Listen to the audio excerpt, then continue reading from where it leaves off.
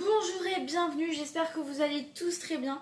Alors je pense que vous avez remarqué mais il fait très chaud en ce moment. Donc on va partir sur une recette très simple, très rapide et qui est super pour l'été.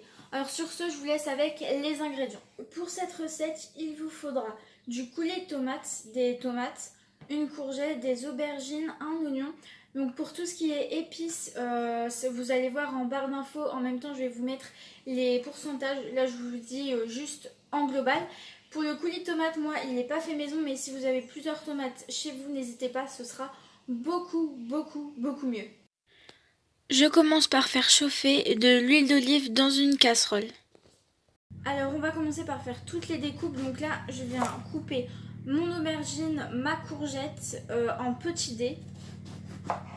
Donc comme cela, s'ils sont un peu gros, ce n'est pas grave vu qu'on va les mettre dans la tarte. Je viens de couper mes courgettes et mes aubergines et je viens émincer mon oignon. Et je suis désolée si vous entendez un tracteur, voilà. Je vais pouvoir couper ma tomate. Alors, je commence par enlever le pédoncule. Donc là c'est moi mais en train de faire le montage et je viens de remarquer que ça n'a pas filmé quand j'ai mis les tomates.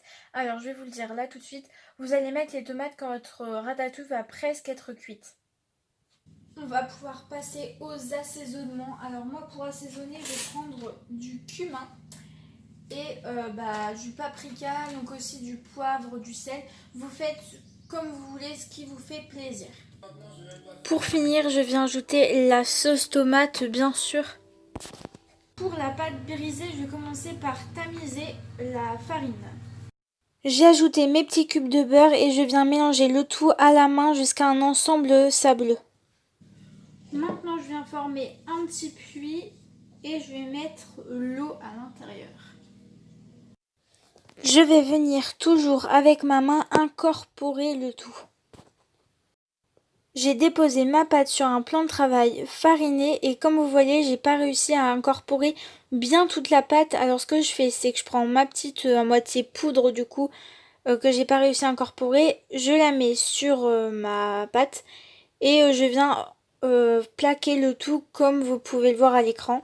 J'espère que j'ai été bien comprise. Elle part 20 minutes au frigo. Donc là j'ai étalé ma pâte, je l'ai mise donc dans un moule à tarte tout simplement. Et maintenant on va procéder au même processus que la dernière fois avec ma tarte aux framboises. Donc si tu l'as pas vue tu peux aller la voir, elle était super bonne. Donc c'est à dire que l'on va cuire la pâte toute seule. Donc on va commencer par la piquer. Une fois que cette étape est faite, je viens mettre du papier cuisson. Comme ça, donc tout ça en fait c'est pour pas que ça gonfle, voilà. Bon, je vais recouper mes bouts après. Et puis donc après on va ajouter, donc moi j'ai des cocos blancs, vous pouvez mettre aussi des haricots blancs, quelque chose comme ça pour juste faire du poids sur votre pâte.